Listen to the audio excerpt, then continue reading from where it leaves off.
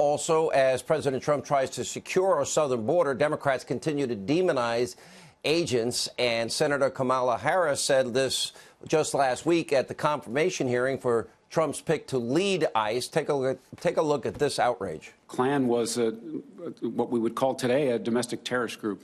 Why? Why would we call them domestic terrorist group? Because they tried to use fear and force to change political environment. And what was the motivation for the use of fear and force? It was based on race and ethnicity. Right. Are you aware of the perception of many about how the power and the discretion at ICE is being used to enforce the laws? And do you see any parallels? I do not see any parallels between sworn I'm talking about perception. Officers and agents. I'm talking about perception. I do not see a parallel. The perception of ICE being the KKK? Here with reaction, Fox News contributor Tammy Bruce and former acting ICE director, Fox News contributor Tom Homan is with us.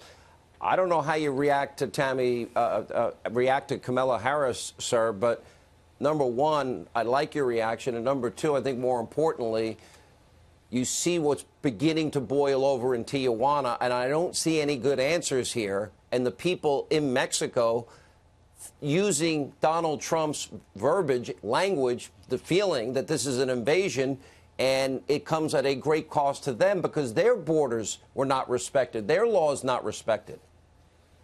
Well, first of all, Kamala Harris, what she did was disgusting. I mean, she compared the 20,000 men and women of ICE, the same men and women that leave the safety and security of their home every day, strap a gun to their hip and defend this nation, to compare them to such a hate group is just disgusting. And you know, and for her as a U.S. senator to make that comparison, when her herself needed to look in the mirror, she failed the American people.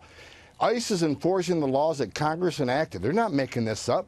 So if she would have done her job and closed the loopholes that cause illegal immigration, we wouldn't have this caravan today. So shame on her.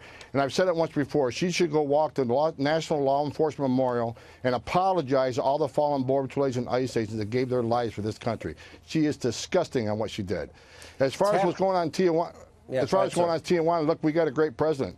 We got a president that takes border security seriously. We got a president that believes in the sovereignty in this country. We got a president that believes in the rule of law. We got a president that supports the Border Patrol and ICE. He's doing his job. So what's going on in Mexico, as you said, Sean, they're waking up. Their country, their sovereignty's been attacked. These people went through their southern border, assaulted their federal officers and their military. Mexico's finally saying enough's enough. And the reason this is coming to a head because President Trump has taken power. He said, you know what? Our border's closed for illegal business. So what he's done is force this caravan to be stuck in Tijuana. He put this issue on front burner.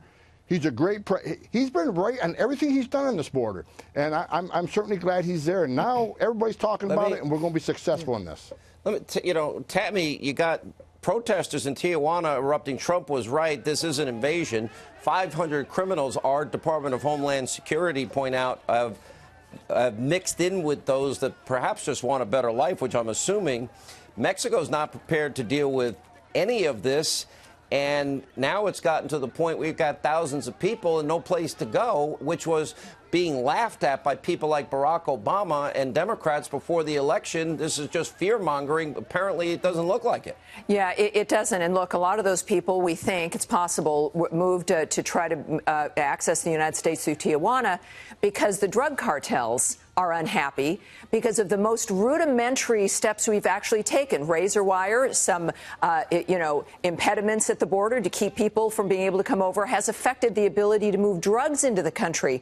Imagine the success we'd have if there was a wall. 64,000 deaths from heroin and other opioid overdoses, but primarily heroin in this country in 2016. 64,000 dead Americans.